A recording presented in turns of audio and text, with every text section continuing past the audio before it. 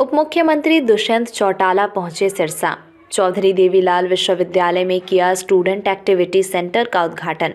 हिसार के सांसद विजेंद्र के कांग्रेस में शामिल होने पर बोले उप मुख्यमंत्री, 1 साल से नहीं ले पा रहे फैसला, भगवान उनकी सोच को दे आशीर्वाद। विजेंद्र हिसार छोड़कर भागेंगे या जाएंगे सोनीपत। मेरे जीवन में नहीं है कोई कांटा, न ही हम रखते राजनीतिक द्वेष।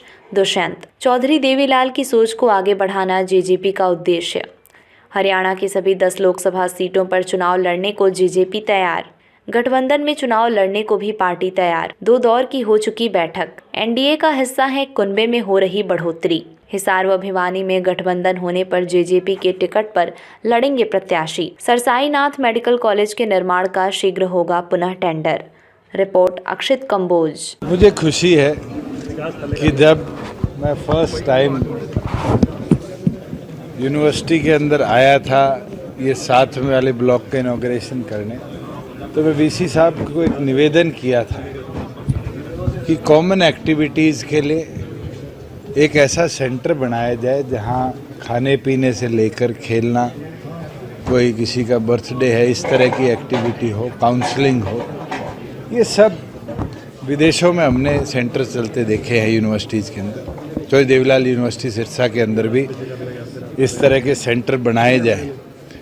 और मुझे खुशी है कि मैंने भी मेरी पेटी ग्रांट से पैसा दिया, अनूप जी से भी दिया, यूनिवर्सिटी ने भी लगाया और मिलकर एक ऐसा भव्य वन ऑफ इट्स काइंड मैं कहूँगा कि पूरे हरियाणा के अंदर मुझे अलग अलग यूनिवर्सिटीज़ में जाने का मौका मिला है।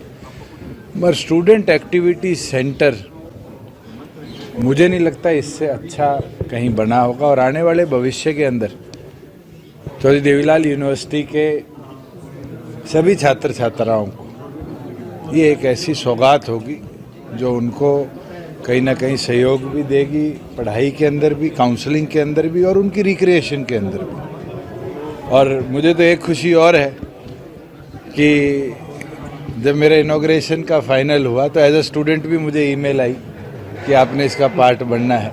तो मैं तो एलुमनाई होके ऐसी चीज़ हमारे कैंपस में आती है, इससे बड़ा खुश हुआ हूँ। और मुझे लगता है कि सभी एलुमनाई जो हैं, जो स्टूडेंट्स हैं, उनके लिए एक बहुत अच्छी बात है कि चौधरी देवीलाल विश्वविद्यालय के अंदर इस तरह का स्टूडेंट एक्टिविटी सेंटर खोला गया। हिसार से बीजेपी सांसद भाजपा छोड़ चुके हैं और कांग्रेस ज्वाइन कर चुके हैं। देखो, पॉलिटिकल फैसले पॉलिटिकल आदमी कब ले वो तो उस पर निर्भर करता है। मेरे 1 साल से जो निर्णय नहीं ले पा रहे थे, अंत में उन्होंने निर्णय लिया।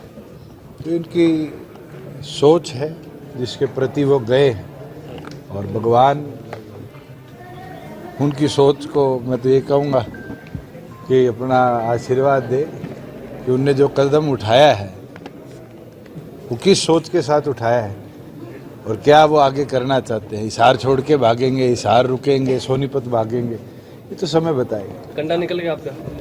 मेरा तो भैया आज तक कोई कंडा नहीं है, ना निकालने की सोच रखने वाला आदमी।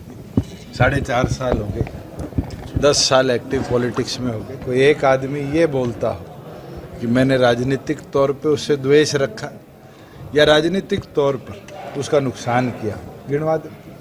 आज के दिन तो मेरी एक ही सोच है, जो चौधरी अजय सिंह चौटाला जी ने चौधरी देवीलाल के असूलों के साथ जननायक जनता पार्टी का निर्माण किया था, उस सोच को आगे लेकर चलना। और उस सोच के अंदर किसान कमेरे को, आम नागरिक को कैसे ज़्यादा सुविधाएं दे पाए, हम 4.5 साल में उस पर कामयाब भी रहे और आगे भी इसी सोच को अगले 40 साल 50 साल भगवान करे पार्टी 100-200 साल तक ऐसे ही रहे और ये पार्टी इस विचार को। कब तक लिस्ट आएगी?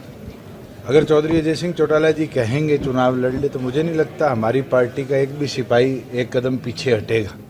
और मैंने तो राष्ट्रीय और प्रदेश कार्यकारिणी की जो बैठक थी उसमें भी खुलकर कहा था, हम पूरी तौर पर तैयार हैं 10 की 10 सीटों पर लड़ने के लिए भी, और पूरी तौर पर तैयार हैं गठबंधन में लड़ने।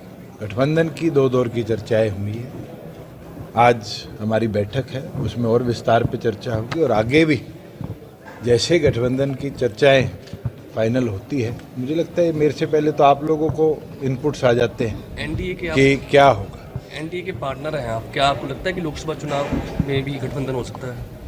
मैं तो आज भी मानता हूँ एनडीए का जिस तरह विस्तार हो रहा है, टीडीपी कल एनडीए में आई है और छोटे छोटे दल जैसे आरजेडी आया था, आरएलडी आया था, आज एनडीए का कुनबा बढ़ रहा है और आने वाले भविष्य के अंदर भी मुझे उम्मीद है कि और भी सहयोगी दल जो अभी तक एनडीए में नहीं है, पहले थे, उनको भी हम लाने का प्रयास करें। हिसार से कितना पक्का दावा है आपका, अगर गठबंधन होता है तो कि हमारी चॉइस बड़ी क्लियर है। चौधरी अजय सिंह चौटाला जी ने अनेक बार कह दिया है कि हिसार और भिवानी महेंद्रगढ़ लोकसभा से पार्टी अपनी तैयारी करे। 2 हमारी प्राथमिकता है और उन प्राथमिकताओं के साथ हम 10 की 10 सीटों पर भी काम कर रहे हैं।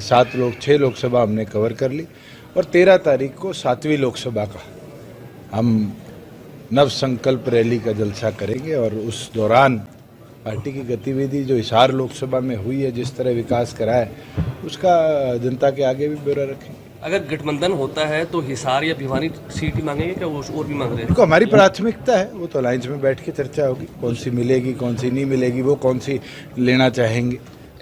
मेडिकल कॉलेज को लेकर के कई तरह की चीजें सामने आ रही हैं कि रद्द हो गया टेंडर, हालांकि मैंने आज सुबह ही अखबार में देखा है जी कि 4 अप्रैल 2024 तक 786 है मेरे ख्याल से, नंबर तो शायद 19-21 हो सकते हैं, 750 करोड़ से ज़्यादा की लागत में सिरसा का बाबा सिरसाई नाथ मेडिकल कॉलेज के निर्माण का टेंडर फ्लोट हो गया।